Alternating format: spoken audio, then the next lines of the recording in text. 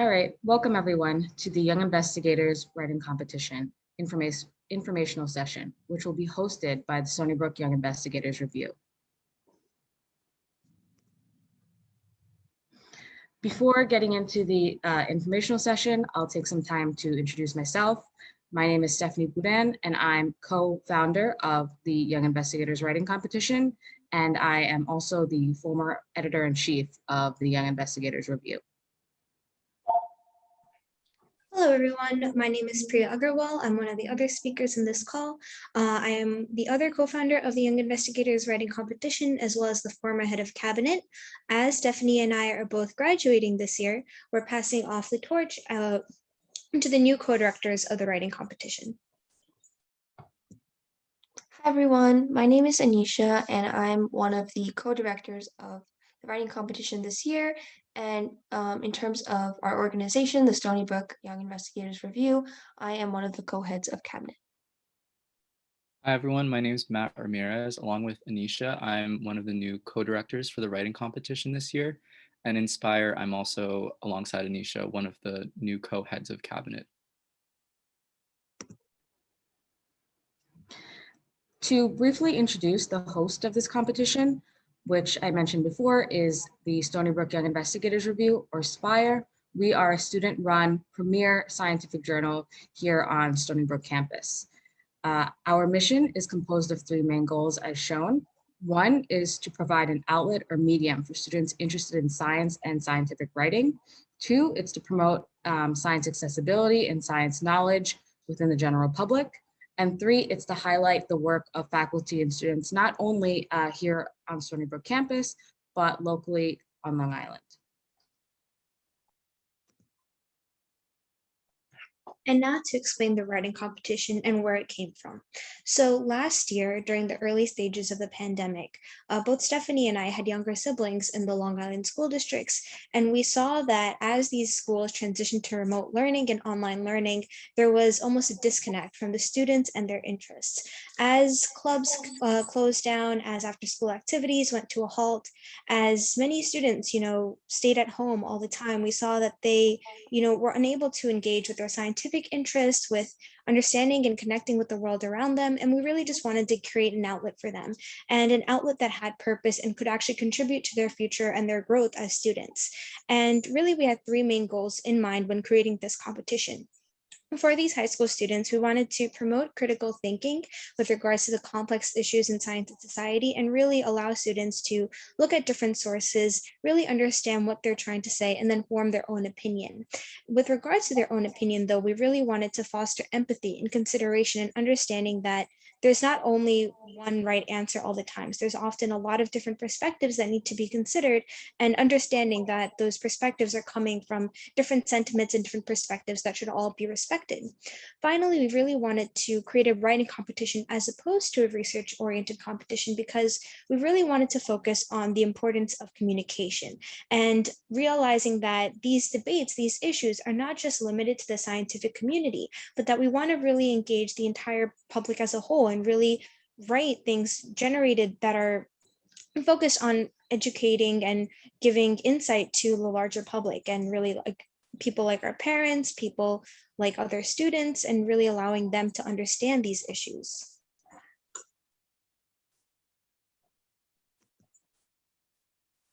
Okay, so now I wanted to talk a little bit about the writing competition itself. So it's open to rising sophomores to seniors in high schools across Long Island. And for this competition, you don't need any prior research experience or any relevant exposure in any science field. And the competition itself aims to increase scientific literacy, communication, and accessibility. If we take scientific literacy, for example, which is a very important skill, especially in modern day, a key aspect of that is research and interpreting scientific articles. And that's not really, as we've noticed, it's not really taught in a lot of schools. And even if scientific research is taught, the way it is taught varies significantly. So we wanted to give students an exposure to that. And so for this competition, students are expected to choose one prompt from 4 different disciplines. And for this year, those 4 disciplines are biology, space research, psychology, and environmental science. And for each of these disciplines, you have a pretty broad question that students are expected to answer or formulate a response. And sometimes students don't really know which topic is best for them. And for that, we recommend that you choose a topic that, maybe you're thinking about majoring in the future related to that topic, or you have kind of just a pure passion for that topic and a pure interest. And we recommend that because it really comes through a student's piece when other people are reading it. And each year we have a different combination of topics and prompts, and they change every year. So for this competition, students want to write a 750 to 1,000 word article on the controversy in one of the four fields, as I mentioned. And so that should be about 3 to 4 pages, double spaced for reference. Make sure not to make it too short so you're not disqualified. Um, and the important thing is that you can only respond to one prompt and not more than that. So make sure you choose your prompt wisely. Then in terms of submissions, only one submission is allowed per person. Um, and if anything goes wrong with your submission, the Stony Brook Young Investigators Review will be sure to reach out to you personally. And when you are thinking about writing your prompt and writing your essay, you want to focus on scientific communication, reasoning, and engaging the public. And you want to explain the issue in an understandable, easy to digest way for the reader, making sure that you explain both viewpoints or sides of the argument, not just the side that kind of resonates with you the most or the side that you have the most evidence for. So some statistics from our competition last year, we had 121 participants, 65 of those participants got honorable mention. We had 17 quarterfinalists, 12 semifinalists, and 6 finalists. So some of these terms may be a bit unfamiliar to you, so I'll just elaborate further in the next slide. So honorable mention for us will be the top 50% in each track in each grade. And honorable mention will get certificate of merit. And then we have quarterfinalists, which will be the top 10% in each track in each grade. Quarterfinalists will receive a certificate as well as their name on a journal website. Semifinalists will be the top piece for each track in each grade. So there will be 4 pieces and 3 grades, so 12 total. And semifinalists will have the opportunity to be published on our website. Honorable mention, quarterfinalists and semifinalists are distinguished in that they rely on the specific prompt that you choose and the specific discipline that you choose to engage with. For finalists, the prompt that you choose is irrespective of whether you get finalists or not. Only the top 2 pieces in each grade, so 6 total, will be finalists, and finalists will have the opportunity to be published in our journal as well. So, in addition to these awards, you might be wondering, why participate in this competition? What will I get out of this competition? And so by participating in this competition, you're exposed to more recent and modern scientific research advancements. You are more prepared, and more competitive for labs and academic opportunities. Um, Through this competition, you are able to refine your writing and critical thinking skills, which will be very helpful for any future job or anything that you decide to apply to. And through that, you'll receive opportunity and feedback from skilled writers and undergraduate students who are exposed to different writing styles and different levels of writing. In addition, you'll be trained to communicate and translate science, academic science, to people with separate backgrounds than you. So, an example of that is that when you're looking through evidence-based papers, a lot of them are peer-reviewed and a lot of them are written by people with PhDs or advanced degrees. And your job is to take that paper and kind of translate it um, with what it's saying in a very advanced manner and to a level that you understand and a level that you can explain to other people who might not have a PhD, to other high school students and to other students at the collegiate level. So now I'll pass it on to Matt to talk about the timeline. So here you can see the dates that you should know and just the general timeline of the competition. So May 1st, the application to submit opened on the writing competition website. And also around this time, an interest form was released where you can sign up for our mailing list, which is now the main form of our communication for the applicants throughout the competition timeline. And then July 15th at midnight, the application will close. And then throughout the month of July, Anisha and I will process the pieces that were submitted for plagiarism through a specific application. And then in August, formal rounds of judging will begin. And by September 15th, around noon, results will go live on the website itself and through email. And then here, since we will be sending this presentation to you all, the link to the rubric is provided on this slide, but it is also available on the writing competition website. And the 7 main components that the rubric is based on, there's original writing. So make sure that your sources are cited and that you have a bibliography. If there's plagiarism found, your submission will result in disqualification. And then the second is language. So make sure that to try to not use technical words, and if you do, you use it in a way that is able to be understood at a high school educated level. And remember that the tone it should reflect the style of a research essay. And just make sure that your submission is free of grammar or spelling errors. And then for style and structure, make sure that you have a clear argument and position that is followed with logical format, and that your voice should be consistent and compelling. And then evidence-based reasoning, make sure that the ideas that you do write in your submissions are developed by you, and then followed and backed by reliable sources, not the other way around. And for critical thinking, make sure that you analyze the sources, not just state them, and that your ideas are well balanced and they both cover the positions for your argument and against it. And for answering the prompt, make sure that you stay on topic. And for so what, make sure to reflect on the relationship between the topic of your choosing and society.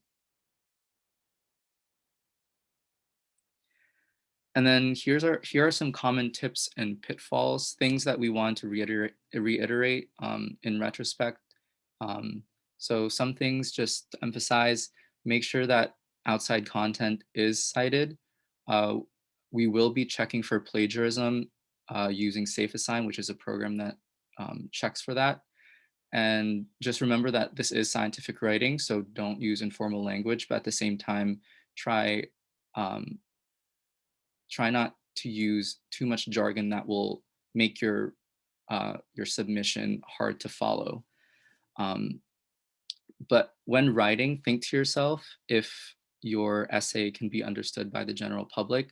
For example, your parents or someone who has at least had a high school education. And again, reiterating with what the rubric said, try having a balance, or have a balance of arguments for and against your position, and make sure to state your position that you formulated yourself. And try not to summarize research from your sources. Synthesize the larger and broader scope of your prompt and the topic at hand rather than just stating. And then lastly, make sure that you pick the prompt that you're interested in.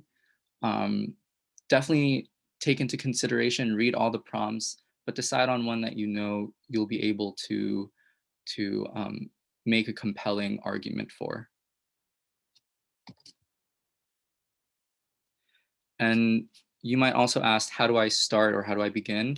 And first, what you can do is you can read all the prompts if you haven't done so already and haven't decided on what to write about.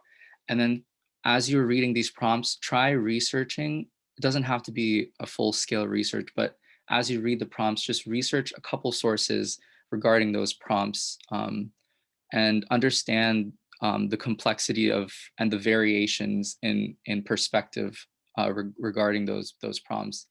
And keep in mind that these prompts, the arguments for and against them aren't necessarily right or wrong. So form a position that is your own and have sources that support that position that you've made.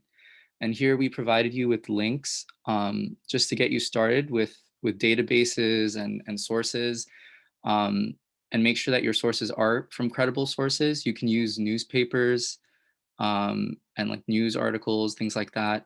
And you can also use YouTube sort of just to get a broader scope, just as like a background info, but don't use it necessarily in your submission.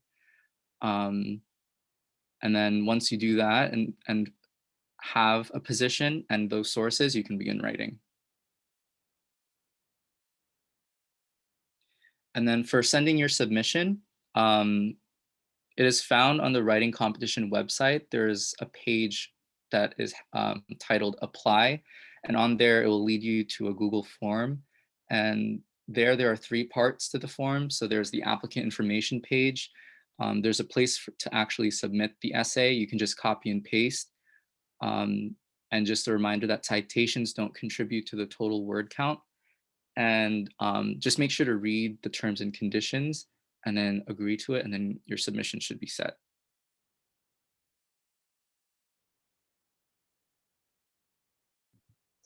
Okay, so you might be wondering, how is this entire competition? How do you make it fair? So we have a couple measures in place to make sure that the competition is fair for everyone involved. So for one, only the co-directors of the writing competition, so Matt and I, will know whose application is whose and the personal information related to the application, such as your email addresses.